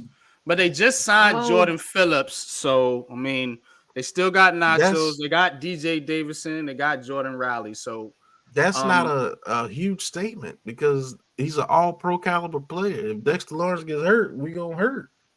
I don't care who we have out there. Dexter Lawrence is a major part of this defense. Obviously, man. But I'm just saying, as far as the depth on the defensive line, how do you feel about it right now with the addition of Phillips? With the defensive players. Yeah, with the addition of Phillips, we got 2 good run stuffers. Phillips will probably play on 1st down with Dexter Lawrence to stop the run, and then we'll bring in somebody like Riley or DJ Davidson, or say if they get somebody like Fisk from Florida State in the 2nd round. Who knows? LRP says Simmons is an outside linebacker disguised, but role of edge with the changeup of dropping back, but he never does, always rushes. But be safe out there, Miz. Enjoy yourself. But yeah, man, I think Simmons at edge is something that we were talking about last year. And look, man, like LRP said, he might be outside linebacker, but look, if he has the ability to cover in a spot, you know what I'm saying, and kind of fake out the defense, that's an added weapon. You know what I mean? That's an added weapon. But I guess you want to have that flexibility with Simmons. You know what I'm saying? I guess you want to have that, because coaches like players that can play multiple spots on the defense. You know what I'm saying? So I think he has a role here. But like LRP said, it's probably going to be more of an edge rusher than safety, I think. That's my opinion. I think it's you know what I'm saying? Trey Hawkins going to show up this season. And I hope one of these corners show up, man. For real. Him, McLeod, like one of these guys, I hope one of these guys step up. I just, after we took Banks last year in the 1st round, I don't know if I want to go corner again that high in the draft. I felt like they should have kind of brought in a veteran. You know what I'm saying? It ain't too late, I guess, but I felt like they should have kind of brought in a veteran for CB2. But maybe they're looking to the draft right now. But I haven't given up on Trey Hawkins. I haven't. That's me though. No, I haven't given up on Trey Hawkins either. And I believe he fits this system better because in Wink system, you're left on the island. And he was a rookie and he was a low round rookie. He was asked to do more than what he should have been asked to do. I will be willing to debate you on that Barkley statement, E. Because I don't think we're gonna miss Barkley like you think so. I think we will in a sense, but I don't think the drop off is gonna be ridiculous. Singletary is a good running back. What will drop off significantly is the breakaway runs for touchdowns. I think Say what Singletary you got want to just say as much about speed as Barkley. Barkley right now. Say what you want to say about Barkley's injury history. The big play potential was always still there. If he makes you miss, he can take it to the house. And But when the fuck does that happen? that's what you're gonna miss with him not being there. 3 times a season?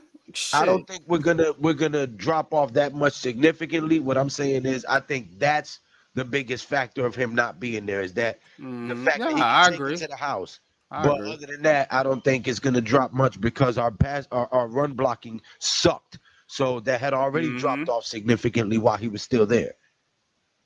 Right, Lou, and that's why it's going to be an addition by subtraction because you upgraded the offensive line, and now watch you put this running back in here and watch he get 1,000 to 1,200 yards just like Barkley was giving you. Watch.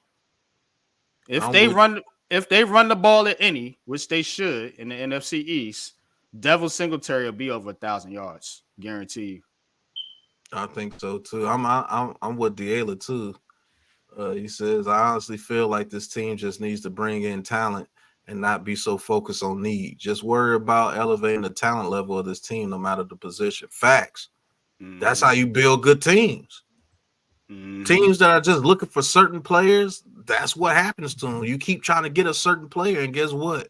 If it don't work out, you got to redo it again. Oh, you already got Brian Burns. Why get another edge rusher? Because that another edge rusher, you turns into a beast. You got 3 beasts on the team. And everybody keep attacking the quarterback.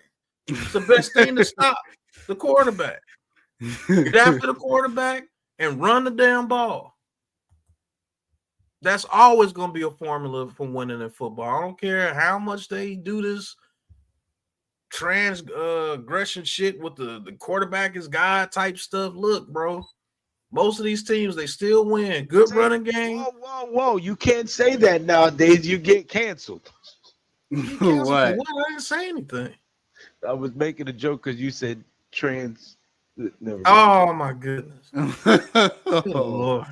But I'm with Diela on that, man. Just upgrade the talent. I don't care where the talent is, just upgrade it.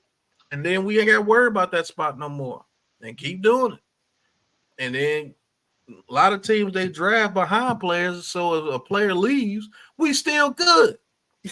Right. That's it like that. Like, I don't understand it, man. I don't care what they draft. Just draft somebody that can help this team with that first round pick. Somebody that can help immediately. That's why I really don't want the quarterback right now, because we might not have the team for the quarterback right now. You see what I'm saying? There's no guarantee this offensive line is going to shine. No. You're just a Daniel Jones lover. That's all. Yeah, I guess. But that's the same argument I made for the Patriots. You know what I'm saying? And arguably the Giants are in a better situation than New England when it comes to roster wise. So like, how can if I can make the same argument for the Giants not going QB, I can damn sure make the same argument for the Patriots not going QB. And that's why I think it's going to be tricky with this draft. Now, Miz says something I want to address real quick because we haven't talked about this yet. And it's the Brandon Ayuk rumors. Apparently, San Francisco is looking to, or he requested a trade from the 49ers. And, of course, anytime there's somebody on the market or anybody is available, they're always connected to the Giants. So, talk to me about Ayuk, man. Would you trade for him, and what's going to be the cost? It just depends on the cost. If we could get Brandon Ayuk similar to the trade of what the Bills got for Diggs, I wouldn't mind pulling that trigger right there. Brandon Ayuk is a beast, man. I'm telling you, that dude's a monster. That dude's route running is ridiculous, and he's a monster after the catch too. But do we have the system to utilize Ayuk like that? Who knows? I believe the system we want to throw the ball deep on deep digs, deep posts, and that's why the system's not working the way it's supposed to, because you don't have the offensive line to stop your quarterback from getting clothesline before you can throw the ball. So I don't know. If I could get Malik Neighbors at 6, I'm off the Brandon Ayuk thing, because I think Neighbors will be a better receiver than Ayuk. But it just depends on the draft capital you have to give up for him. If it's something crazy like 2 firsts or something like that, hell no. Yeah, I'm with you on And that. you got to pay him immediately. Right, exactly. Who knows? So yeah, I'm with you on that, Pat. I think Ayuk and his talent wise, I mean, you can't argue that. Can't argue with the man's talent, but it's all about the circumstances. Are we in the right circumstances? Is this the right time to be pulling the trigger on a big time wide receiver? As far as the trade route is concerned, when you still got questions at quarterback, questions, possibly still on the line. We'll see, but to me, it's the cost, giving up the picks and then paying the guy. Like, if we didn't make the Burns trade, I would say yeah. But after that Burns trade, I mean, like, you're gonna give up another premium draft pick for a player that you got to pay, a ton of money to. That you're asking to be a number one, but Ayuk hasn't been a number one in San Francisco. It's been Kittle and Debo. So, I mean, you asking him and projecting him to be a number one, and I think he could, but you're still projecting him to be that number one. He hasn't shown you yet. As to where Diggs, he can be a number one. He's proven it. You know what I'm saying? So Ayuk hasn't proven it quite yet, but still, to me, it's just more about what you got to give up to get the guy, not about his talent. Go draft the wide receiver. Yeah, I agree. I agree with you, Lou. Right. Go get your own guy. Go get your own guy, man. It's a lot of plenty of them out there. But go ahead. And not to burst the whole thing, but his agent already came out and said he has not requested a trade, so that ain't happening. He would be a 49er. They'll get rid of Debo before Ayuk. Really? Mm-hmm. Wow. I think Ayuk is the number one receiver over there. Wow. Debo's just a football player. Debo is not a receiver that's going to go out there and route people up. The way that system is ran, and they allow him to get in space. And when you get the ball to him in space, it's a problem. That dude's a bull. So, but when it comes to a legit receiver, route running, everything, Ayuk's the better receiver. Okay. And it's not close. Debo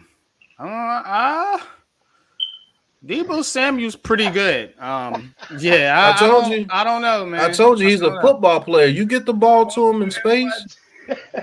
I'm just talking about absolute receipt. Like, if you need a receiver for route running and stuff like that, you're gonna choose Ayuk way before Debo Samuel. Okay, you saying just from the pure receiver sound effect, receiver standpoint, yeah. Just a pure receiver is Ayuk, and it's not close. Okay. But Debo's a football player. He's one of them dudes that's just a football player. Just get him the ball. You see what happens. Yeah. Like, that's always good to have on the team if you have a system to back it up. And the 49ers do.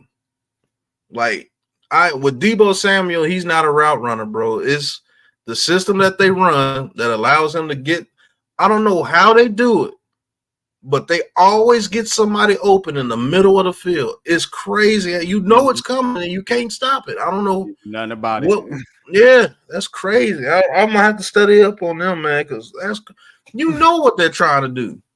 And somehow you just can't stop it half the time. So it is what it is. Yeah, I dropped the link in the chat for you, E, if you want to join the show. Yeah, the way you said it though, you was like way better. I was like, whoa, way better. Yeah, Oh, he's a way better wide receiver than Deebo Samuel. That is true, but Deebo Samuel is a way better football player than most. yeah, There's a he does. difference. He does do different things with the football, and as far as reverses and wide receiver screens and shit like that. So yeah, I kind of see where you're going with that. Just saying he's a football player more than a wide receiver. Yeah, he's just a football player. You can put him anywhere, and he's gonna get you. It's kind of like some type of Simmons. yardage. He's like the offensive version of Isaiah Simmons. But see, Isaiah Simmons, he has no niche. Like, what is his niche? Like Deebo Samuel, you know what his niche is. Just give me the ball. I don't give a shit. You give it to me on a screen. Yeah. Give it to him on a screen, a quick out, anything. Get him the ball in his hands, and everybody like, oh shit, we got to tackle this big monster. But with Isaiah Simmons, he has no niche. Like, he has no niche, bro. You can't use him in blitz packages like that. You can't use him in coverage like that. He's just a super athlete, man. I don't know.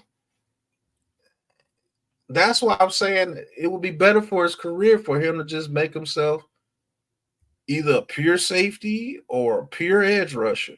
And let him work on edge rush moves and everything. And I'm telling you, man, it's weird, bro. That's a dude that's so talented you can't use him. That's crazy. That's crazy as shit, ain't it? Like, he could do so many things that you can't use him. Yeah, master of all trade. I mean, jack of all trades, master of none. Yeah, Mayweather said it best. But the thing is, what is he? All right, let's just have an honest conversation before I get out of here, because I gotta go do another carpet cleaning job. What the hell is Simmons? What does he do? What does Simmons do to where you like, okay, we need him? What, like, he didn't rush the passer like that. He wasn't in coverage like that. He wasn't making tackles like that at linebacker. He wasn't playing safety like that. Like, what the hell? Like, we gotta find, like, he's just out there running. He's just out there running. I think I'm with LRP. I think they just need to use him more as an edge rusher. You know what I'm saying? And then maybe, so often he can come out and cover a linebacker or, a tight end or a running back or something like that. I think that's kind of going to be his role. I don't think he should be a full-time safety, in my opinion. Yo. What's up, Miss? What's good with you, What's bro? up, Can you hear Miz? me? I don't even know if you can hear me. Yeah, we hear you, man. man. Okay, you started talking about Simmons, so that made me jump on. Simmons does absolutely nothing, man. Sorry to tell you, bro.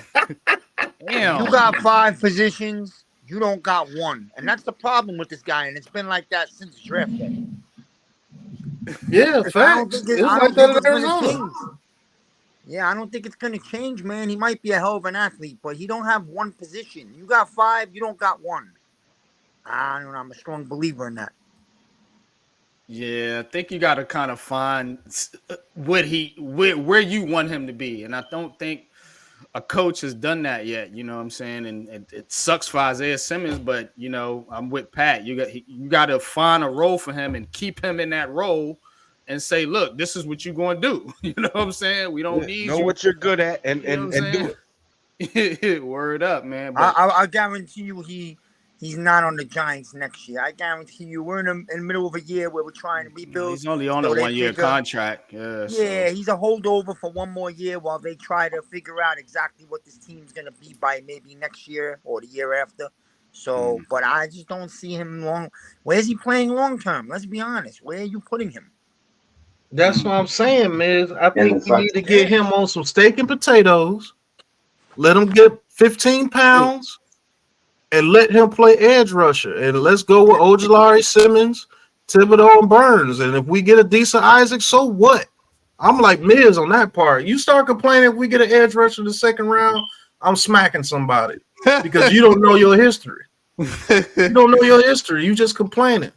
Is that welcome LRP? LRP to Yeah, the you know show. Yeah, LRP. what's good, LRP? What's up with you, man? Chime in, bro. Peace to the guys, man. What's going on, fellas? I Peace, appreciate y'all peace, first and King. What's up? foremost for letting me come on up. Let me go ahead and wipe my What's good, feet. bro? Shouts out to Big Pet Sports, NYG, Heart of the City, Big Blue Crew. You got it all wrapped into one today. And Simmons definitely made me come up and answer the question. And for me, it's like the New York Giants, and in particular last year with Wink. He sees what the kid can do, but he followed the same exact blueprint as Arizona did, which was nothing. It was everything. It was a combination of everything, especially when they got the other kid that played next to him. Who was it, Collins? Oh, that was Charlie's son back in the day. I forget where he was from. Yeah, But Zayvon Collins from UCLA, I believe. correct, yeah. So when they got Zayvon Collins, it was kind of canceling each other out. And then they stopped doing what he was good at, which is pass rushing. His niche is pass rushing. He should be a pass rusher. In Clemson, he got the foundation to learn from everybody. He got a chance to be an apprentice and a journeyman. But the NFL should have honed that shit in when he got there, and they didn't. And they still haven't. I'm hoping Bowen does, because I'm if you hoping he put him does on too. outside linebacker playing that, you know what I mean, and don't get the name. I'm gonna say a name here, but I don't want anyone to focus on the name, but just focus on how he moved on the field. Lawrence Taylor. When he played that outside linebacker, the dude was a monster. He had the ability to pass rush. He had the ability to be in the perfect spot. If on his side they throw in the ball, he had the ability to read and react, and that he can do. No, he can't cover for too long, but he's fast as hell and he can get to a spot. So if you use that and you hone that and you work the field, not the player, work the quarterback, like Dion would say, I work the quarterback and work the receiver. I work the quarterback. You teach him how to work the quarterback as well as adding that edge rush, because he's fast as shit. Ran like a 4.3 or something. Let's not forget that. And he still Right. got it. And he has the best hands as a linebacker on that team currently. Period. It's like a goddamn safety out there playing linebacker. He Now, still can catch. He has good hands. if you use him specifically on the edge rush, attacking the quarterback, I believe he can be massively effective. I agree with you 100% there. But I also agree with the fact of moving him to multiple positions is not going to work. Stick him to what he's good at, like you said, and let him attack that for the entirety of his career. Exactly. Exactly. Not making him a safety. I do not want him back there. You already tried it, but he has that knowledge. So he already has that under his belt. So why he doesn't need to do that job no more? You know what I'm saying? Because he knows how that job is played. But let him play that outside position and read and react, drop back. Flats won't be a problem. And outside medium outside routes won't be a problem. He will be able to handle that responsibility. And he has the best hands. You do that, I think we get the best Isaiah Simmons. Yeah, I've always wondered why nobody ever let this dude play strictly pass rush. Like let him gain some weight, because what, he's 6'4", 6'4", 6'5". Yeah. Let him get up to about 245, 250. He has the frame to do it, and let him rush the passer. I'm telling you, his speed. I know if you allow him to train as an edge rusher in one off season, just be like, hey, look, we're gonna work on your pass rush moves. Do you know his speed, the power move can be deadly as hell? Because you gotta respect his speed coming off the edge. You got to. And if you could get him to where he could get a good first step, and he gets that good first step, and he gets that lineman panicking to try to get him, boom, rush the power. You got him off balance. You don't have to be a freaking Dexter Lawrence strength to push somebody on their ass, because football is about balance. A lot of people don't understand that either. It's not just about the strongest guy. It's about technique and balance. Leverage. If I could get you off balance, if I could get Dexter Lawrence off balance, I could push him on his ass right now. If I could get him off balance, that's the name of the game. So, Will Diggs, I see your Giants suck. Appreciate your opinion, sir. But I think he's been done a disservice his whole NFL career because you can't use him as some. This ain't college, bro. Even Jabril Peppers had to get him a spot permanently at safety when he came from Michigan because he used to do the same thing. And that's what frustrated me about the coaching staff and their sets as they were using him. You know what I mean? Because Yeah, when you saw him. He was in there tackling. He was in there, got an interception this last year. You know what I mean? One way was from a run back, I think it was. Yeah, I mean, pick six. Mm-hmm. you know what I'm saying? Like, what the hell? But then you go right back. It's like that Eminem shit. It's like, are you paying attention, me here? You saying the same shit that he said. They did the same exact shit that Arizona did. right. And it was Now you're in frustrating. I was like, position. what the hell? And Thunder, that's why I said allow him to gain like 15 pounds. They do it all the time, bro. Allow him to gain like 15 pounds. Put a little bit of weight on him. He has long arms. He will have a great first step. If he learns how to use that speed, the power is going to be a problem. I think that's his best position, edge rusher, bro. And hopefully he gets it through his brain because there's no reason why you should be signing for almost a vet minimum and you was a top draft pick like that. Talented, with that talent. yeah, man. Hell no, bro. I'll be pissed off, man. Look, coach, give me a damn position so I can learn, so I can get out here and make this bread. Because there's give me a no call. right. You want? I come up in that joint like Flight. What's my man? When he was going to see Denzel Washington, he had all the shit getting ready to fly. I come in that bitch clean in the motherfucker. Like, all right, we going out the way. Like Simmons, somebody, we like, working can you together for the imagine? next 2 weeks.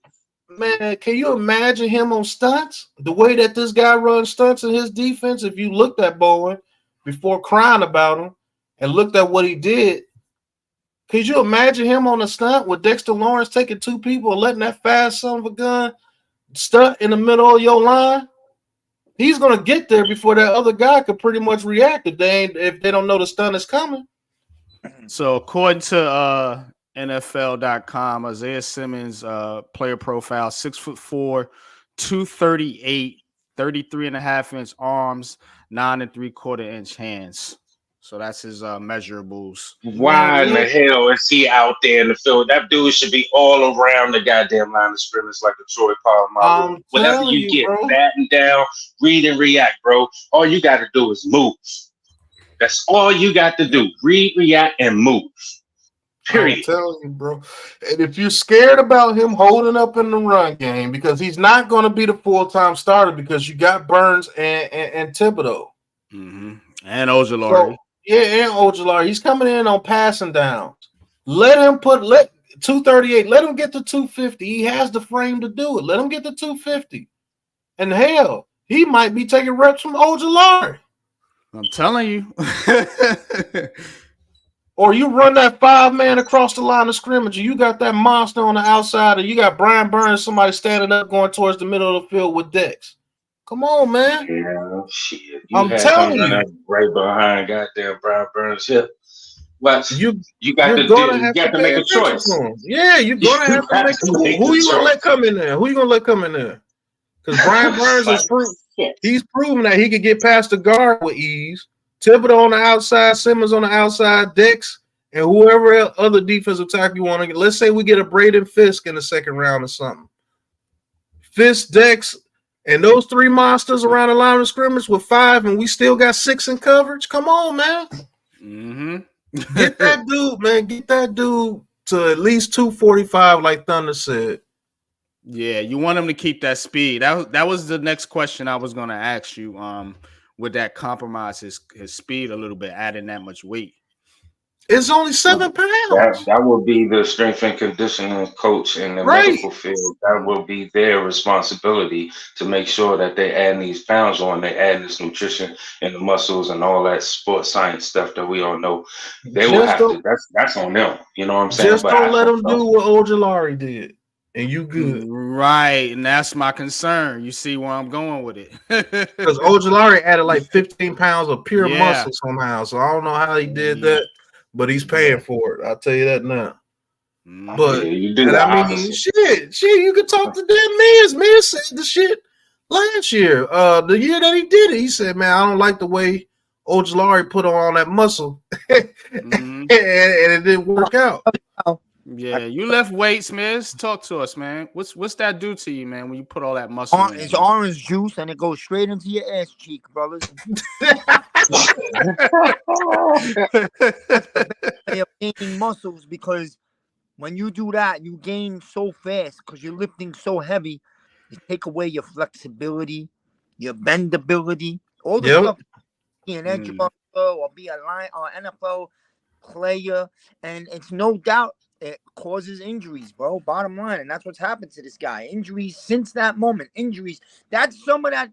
Someone said on the stream he gained 15 pounds of muscles and he's gonna be a beast. And the first thing I said, it could be a bad thing also. And unfortunately, that's what it turned out to be so far.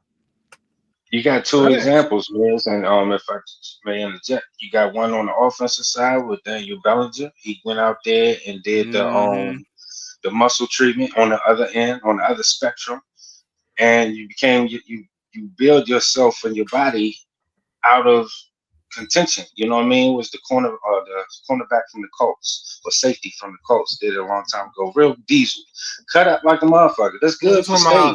You talking about Sanders? Bob Sanders. He would tear his shit all the time. You know what I'm saying? Yep. And I'm like, that's not always good, you know. But if you add it correctly, you know what I'm saying? Add it on like a wrestler or whatever, or like a boxer. You know what I mean? I don't understand why I don't know if they do that or not, but why not implement what other people do in other sports? It seems like we the NFL, we do how we do it.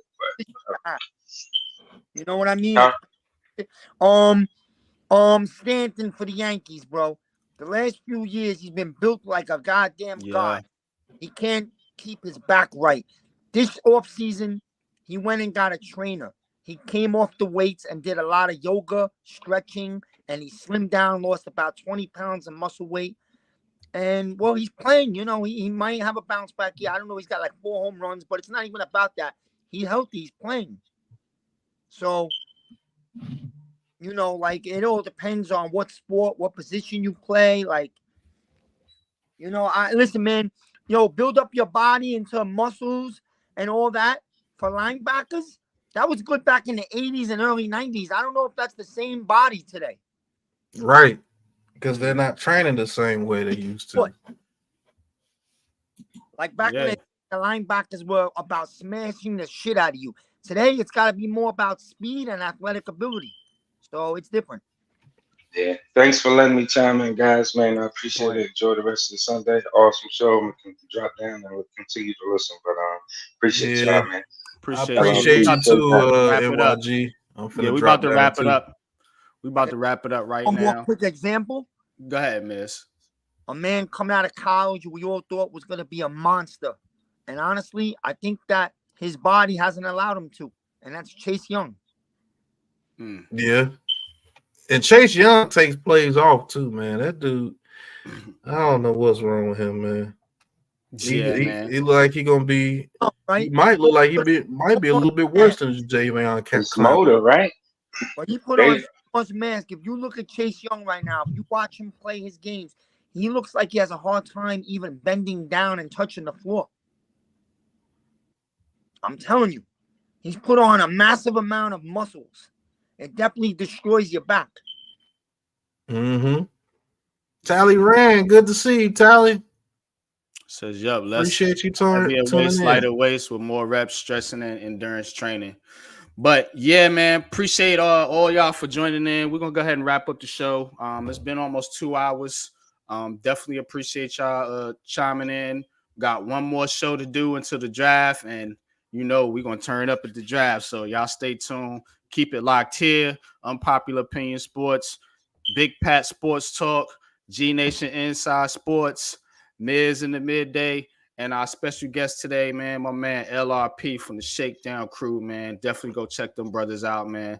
I'm always over there, man, chopping it up with them cats, man. Those are my bros. So that being said, shout out to the chat, man. Appreciate everybody for coming through, man. But until the next episode, y'all know what it is, man. Peace. Hey.